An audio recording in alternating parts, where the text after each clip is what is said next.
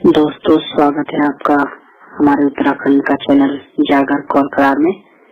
दोस्तों, आइए जानते हैं आज हम उत्तराखंड में लगने वाले जागरों में प्रयुक्त होने वाले विशेष शब्द जिनका मतलब निकालना बहुत ही कठिन होता है। दोस्तों, तो आइए जानते हैं हम कुछ विशेष शब्द जिनका अगर मतलब निकाला जाए या जो चीजें अगर समझ आ जाती हैं शब्दों के बारे में, तो आप किसी भी देव शक्ति या किसी भी सवारी से तर्कपूर्ण तरीके से आप बात कर सकते हैं, सवाल जवाब कर सकते हैं और अपने ऊपर आई हुई विपदा के कारणों को जान सकते हैं कि आखिर ऐसा क्यों हुआ, ऐसा होता था या नहीं होता था। तो दोस्तों, आइए जानते हैं प्रयुक्त होने वाले कुछ विशेष शब्द। इसमें सबसे पहले जो आते हैं वो होता है जगरी। जगरी दोस्तों वो व्यक्ति होता है जो विशेष प्रकार की विद्या के द्वारा जागर में ढाल, डमरू या हुड़की के द्वारा सभी शक्तियों को विशेष ध्वनि, राग, कथाओं के द्वारा जागर वाली जगह पर आने पे या आह्वान करने में महत्वपूर्ण भूमिका निभाता है, उसे जगरी कहा जाता है। फिर आता है डंगरी।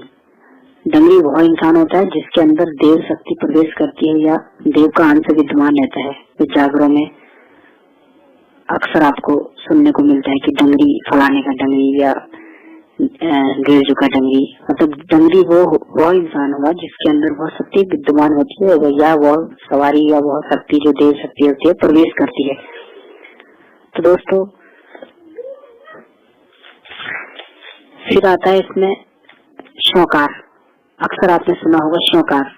शौकार शब्द उसको कहा जाता है, शौकार उसको कहा जाता है जिस घर में जागरी लगती है उस घर के जितने भी पुरुष होते हैं वो सब शौकार कहे जाते हैं। दोस्तों, फिर चौथा आता है दोस्तों इसमें शौनाई। शौनाई दोस्तों जिस घर में जागरी लगती है उस घर की स्त्रियों को शौनाई कहा जाता है। आपने अक्सर सुना होगा शौनाई शब्द। तो शौनाई उस घर की स्त्रियों को कहा जाता है। फिर आता है दोस्तों इसमें कुलंकारी देव। आपने अक्सर सुना होगा जागरों में या पूछों में, देव पूछों में अक्सर सुना होगा कुलंकारी देव, घर के कुलंकारी देव। तो दोस्तों, कुलंकारी देव का मतलब ये होता है कि जो हमारे कुल देवता होते हैं, जो पूर्वजों के द्वारा स्थापित किए गए थे कुल देवता, जो हमारे घरों में, पितृ घरों में स्थापित थे, जो हमारे पूर्वजों ने अपने समुदाय के हिसाब से या अपनी भूमि के हिसाब से जो कुलदेव स्थापित किए गए थे अपने कुल की सुख समृद्धि शांति के लिए, वो कुलदेव को कुलंकारी देव कहा गया है। उसके बाद आता है दोस्तों पितृकुड़ी। पितृकुड़ी अक्सर आपने सुना होगा कि पितृकुड़ी में जाना है या पितृकुड़ी में जाना पड़ेगा। तो पितृकुड़ी का मतलब ये होता है दोस्तों, जिस घर का या जिस घर के आसपास या उस घर में कुल देवताओं का मंदिर हो, वह घर पितृकुड़ी में आता है। जहाँ पर पितृदेव स्थापित किए गए थे, कुल देव स्थापित किए गए थे, वो पितृकुड़ी का ही है। उसके बाद आता है दोस्तों, अक्सर आपने सुना होगा कि फलाने की चाल दो, इस देवता की चाल दो या भुतली की चाल दो या कोई भी चाल। चाल का मतलब ये होता है दोस्तों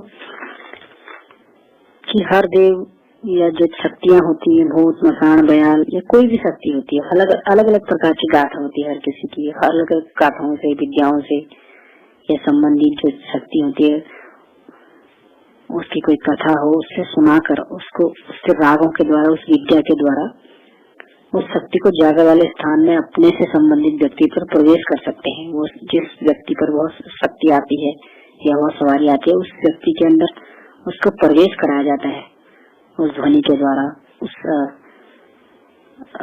विद्या के द्वारा। तो उसको चाल देना कहा जाता है दोस्तों। उसके बाद आता है दोस्तों घोड़ा। आपने अक्सर सुना होगा कि फलाना घोड़ा है, ये इसका घोड़ा है, ये घोड़ा इसमें आएगा। तो अक्सर ये घोड़ा शब्द सुनने को मिलता है दोस्तों। जिस शक्ति पर देव शक्तियां प्रवेश करती हैं उसे घोड़ा कहा जाता है दोस्तों। इसके बाद दोस्तों अक्सर आपने सुना होगा कि पकड़ हो गई या पकड़ होगी।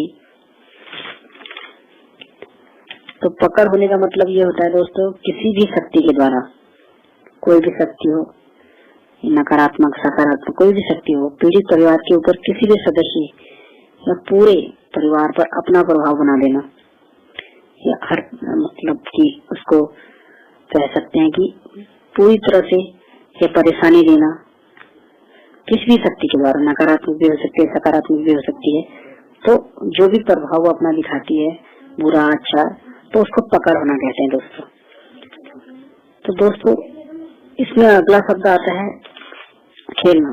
खेलने का मतलब ये होता है दोस्तों, आपने अक्सर सुना होगा कि खेलना, या आपके घर में फलाना खेलेगा या खेल रही है, तो इसका मतलब ये होता है कि शक्तियां कोई भी हो, सकारात्मक हो नकारात्मक हो, सभी प्रकार की किसी भी व्यक्ति के ऊपर कोई भी शक्ति अलग अलग प्रकार की गतिविधियों के द्वारा भाव प्रकट करते हुए बोलना, बताना, चिल्लाना, चीखना, जिस प्रकार की भी वह क्रियाकलाप कर रही है या करेगी, वह शक्ति देवी पंच कचोरी या जागर में जिसको कहते हैं, वह उसको खेलना कहा गया है। उस कचेरी में या जागर में जो भी कृत्य करता है, उस दौरान जो भी क्रियाकलाप करता है, उसको खेलना कहा गया है दोस्तों।